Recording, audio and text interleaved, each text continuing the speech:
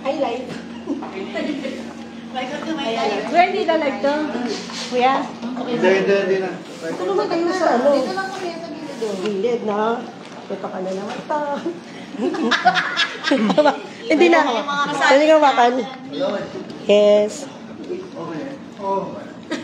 Ang dami po. Pangalan po, tapos pakilala po muna tayo. Game na. Ako nga pala si Heidi Saltore, President ng BBC, taga-Bangbang po. Ma'am, ano po itong mga binigay sa atin ng St. Gerald Charity Foundation?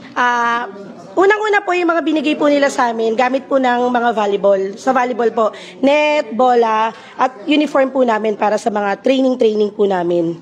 Ang pangalawa pong binigay ni Ate Sara, ito pong mga speaker, upuan, tsaka tables po, na magagamit po namin every meeting, every mga occasion na inaano po namin sa grupo po namin. Ayun po, gaano kalaking tulong po yung mga binigay sa atin and ano pa po yung mga naibigay na sa atin ng St. Gerald Charity Foundation? Gaano kalaking tulong? Sobrang laking tulong po. Kasi every training po, lalo na po ngayon, may inter-barangay po, every training po namin, lahat po ng binigay ni Ate Sara, nagagamit po namin sa training, bola, net, at kung ano-ano pa po. Yung mga huling training po namin, madalas po si Ate Sara po yung sumasagot ng mga pagkain po ng mga players. Kaya sobrang pasasalamat po namin kay Ate Sara sa lahat po ng mga binibigay niya po at tinutulong niya po sa organization po namin.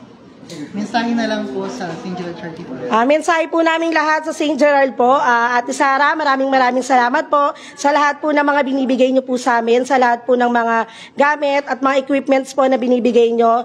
Makakasigurado po kayo mula po pagkabata hanggang po sa mga senior nga po nakakapaglaro pa rin po sila dahil po sa mga binigay nyong mga equipment po. Sana po wag po kayo magsawang tumulong po sa amin at sa mga taga-Pasig po. Thank you, Ate Sara. Sara all. Okay na po ba yun? Okay na po ba yun? Sorry na po. Acting. Hindi, wala nga po mo yun. Ayan. Iuwi na po namin. Ito na po. Ito na po, iuwi na po namin. Lalabas ko na po. Yes. Hayop.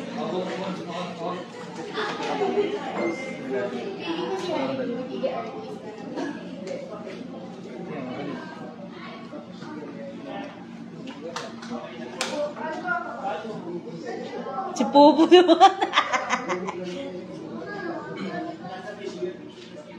Kaya palagi ko sinasabi niya Ate Sara na sa mga gusto kong nilagtulong ay maaari na magpunta dito sa kabilang opisina sa Barangay Bangbang Pasig City.